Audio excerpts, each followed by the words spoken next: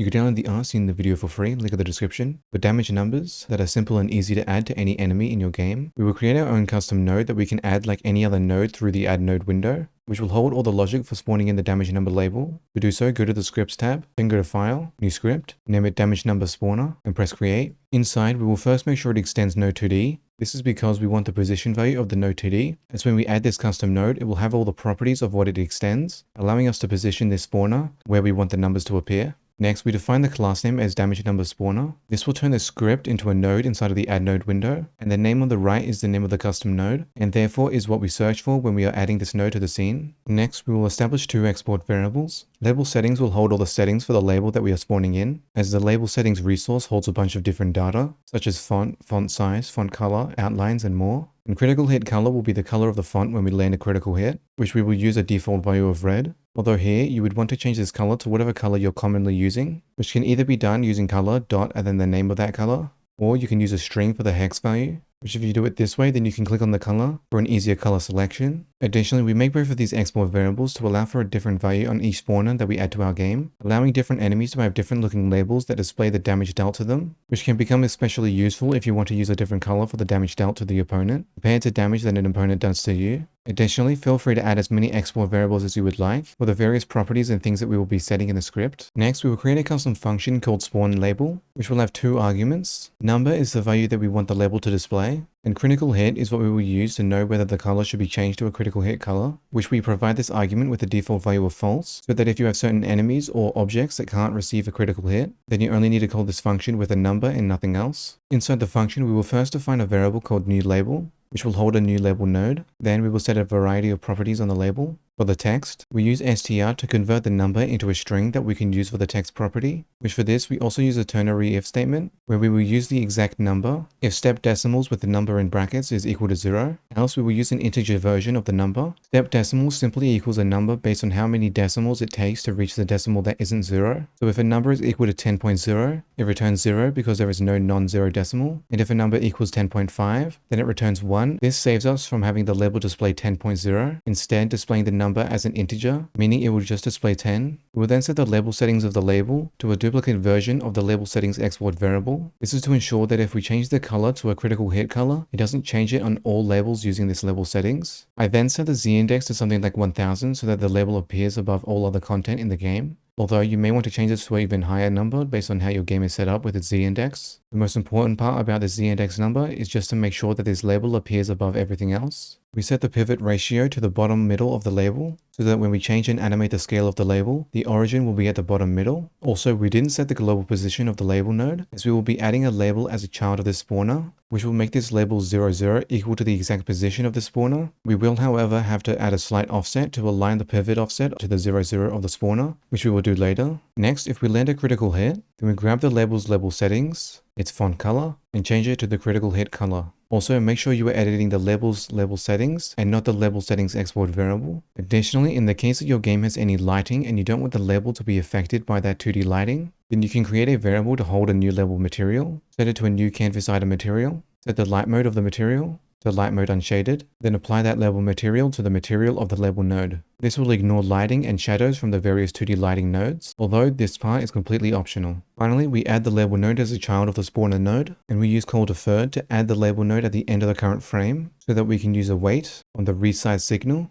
which will occur or emit naturally when the label changes size due to its text being set, allowing us to then set the offset of the position of the label node based on the size of the label, so that the bottom middle of the label is positioned at the spawner 00. And by using call deferred, we ensure that the order of events are correct and don't cause any potential errors. Additionally, if you would like a slight offset to the spawn position of the label, you can also add this line, which will just add a random value from -5 to 5 on both axes. Now for the animation of the label node, we will establish 3 variables to help. Target rise position is the position we want the label to reach so that it looks like it's rising. This will equal the label's current position, plus a random value from -22 to -16 on the Y, so that it will go up. By having a different value, it will appear as if the animation is rising at different speeds. And we also apply a slight randomness to the horizontal position of the target so that the value doesn't just go straight up, allowing the player to differentiate between multiple damage labels that may appear at very close times. Tween length is the total amount of time that the animation will last, and because the animation will last for a set amount of time, it will therefore create an illusion of certain labels having to rise faster than others due to them having to reach a higher position, which is again why we provide some randomness to the vertical target position. Then, to actually animate this label, we create a variable called label tween, which will hold a newly created tween, which a tween simply grabs a property on a node and moves it towards a value over a given amount of time. And by default, a tween uses a linear progression towards its target value. So to provide a better or more smoother looking animation, I will use set transition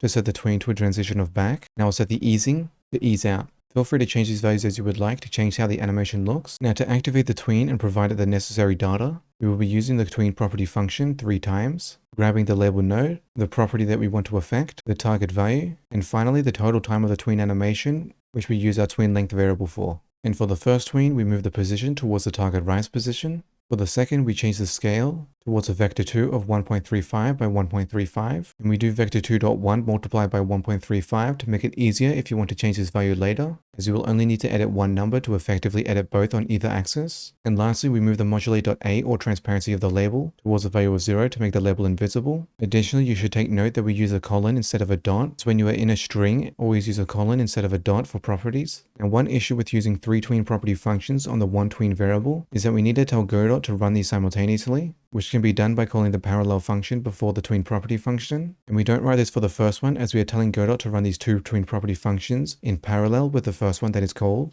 Finally, we need to find a way to delete this label after it has completed its animation and gone invisible. To do this, we use connect to connect the tween's built-in finish signal, which activates or emits when the tween property function completes, and we connect it to the queue_free function on the label node. Overall, calling queue_free once the label reaches a modulate value of 0, making the node delete itself once invisible. Now to add this damage number system to your game, go to any enemy in your game, press the plus, and add the damage number spawner scene we created. Keep in mind that this is the class name that we established earlier in the script. Also, if this doesn't show up, make sure the spelling is correct to what you wrote for the class name. And if it still doesn't show up, then save your Godot project and reopen it. Once the node is selected, press create. Once added to the scene, feel free to reposition the node to wherever you want the label to spawn. I will move mine to 2 on the y-axis. Then we can start setting the export variables. Set the critical hit color as you would like. Then select the empty on the label settings export and create a new label settings. Here you can edit any values as you would like, setting the font size, the outline size and color, as well as much more. Additionally, if almost all of your labels across the different scenes of your different enemies are going to use the same properties, then select the drop down, press save as. I will call my damage label basic, press save. Now when I want to add a new label settings, which has all the typical values that I use, I can press the folder icon and select the damage label basic that I just created. And if you just want to use the majority of settings in this typical label settings, but you want to change maybe a few things for a specific enemy, then select the drop down again and press make unique, so that now any edits made won't affect the label settings file that we just saved. Once all the values are set as you would like for the visuals of the label being spawned, we can go to the script of the enemy, and all we need to do is grab the damage number spawner node that we just created, call the spawn label function, passing the amount of damage that we want to deal, which you can just put a number here if you would like, and whether it is a critical hit, which you can just put a true or false here if you would like as well. Keep in mind that if you have a certain enemy or object that doesn't receive a critical hit damage, then you can just pass the damage on its own, as Godot will just rely on the default value that we set earlier for the critical hit variable, which was false. And again, just to clear any confusion, you don't have to use separate variables for the damage or critical hit, as you can just pass a number with or without a decimal, and a true or false for the critical hit. Now you have a simple damage number spawner that you can add to any of your enemies in any of your 2D Godot games, and don't forget that you can share the project files linked in the description.